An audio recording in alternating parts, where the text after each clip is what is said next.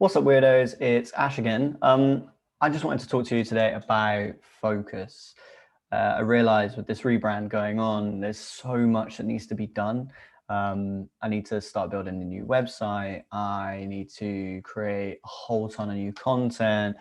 Need to plan the back end and how all of that's going to fit together so that when you guys become members, there's, a whole really seamless experience for you being onboarded and being able to use your member benefits really easily.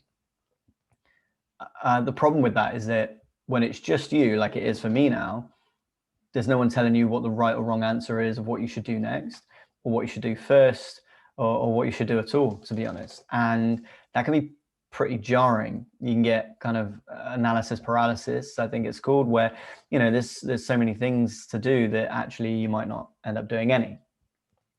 So I just wanted to kind of, I guess, discuss this a little bit in an open forum with all of you, some of you, the few of you who are potentially listening, thinking about what the answer is.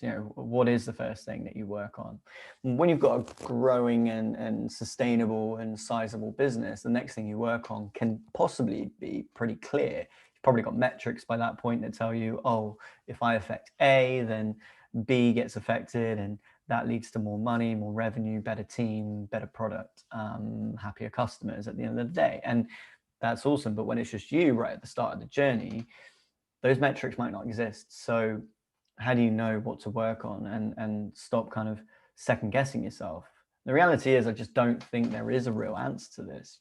The difference between people that are successful and people that aren't is probably, and I don't know whether this is true or not, but it's probably that they just chose one thing to work on, whether it was right or not, and just went for it and delivered it really well, and then went on to the next thing and did the same and continued to do that. And frankly, there was probably a lot of luck in there too. If you're starting a clothing company or an AI machine learning firm or a consultancy or an accountancy practice, you could start with the website, you could start with the product, you could start with your first client before any of that. You could start with a whole bunch of things, but finding the right thing at the right time is a lot of the time based on luck. At the end of the day, I think the point that I'm trying to get to is that you shouldn't feel jarred about what you do first and what you do next, because frankly, literally speaking, no one's ever been you running the business that you're running or starting it at the time, exactly this time that you're starting it and growing it. Something is different about what you're doing versus anyone else that's ever done it before. That's the difference between, what Uber did versus everybody else who says they had the same idea when you're in the pub now. And so I think the moral of the story is just to pick something and go and work on it. Today, I've got a free day with no meetings, and I possibly should be working on the website. Maybe I should be working on the content. Maybe I should be doing sales deals ahead of the new rebrand and getting those launched. But instead, I've been playing around on a website, building potential new merch, which in the long run could potentially be one of the biggest parts of our brand. Who knows? Maybe it's just something that I'm distracting myself with, and maybe it's something I shouldn't be focused on right now. But as I say, it might be the exact right thing I'm supposed to be doing right now. There's no way of telling without just doing it, getting it done and getting it out there. Yes, that does mean there's probably going to be merch with the new brand. I'm planning on launching a merchandise store alongside what we're doing. A community, by definition, if done well, probably acts a little bit like a cult, and a cult should probably have a decent brand. Apple is the ideal example of that. People literally lining up for arguably the same product they bought last year for another £1,000. But so that's going to be part of the journey. People have been asking me about merch for a long time, and I just felt like we haven't really had the right brand. And actually, without getting too deep on the merch conversation, because this could probably be a whole other video in itself, one of the pieces that was really important to me about this merchandise idea was that people only really wear merchandise to bed or the gym. When you get a free t-shirt from a startup, that's generally where you wear it. And that's not very good for marketing purposes. As a startup, nobody's really seeing it when you're in bed, and no one's really paying attention to it when you're in the gym, let's be honest. So I wanted to create something that was wearable elsewhere, everywhere. something that you would actually, you know, be proud to put on, that's comfortable and stylish, but also advertise as a brand and a community as a result. So that's hopefully what I'm going to do with this merchandise. It's not just me playing with logos on t-shirts.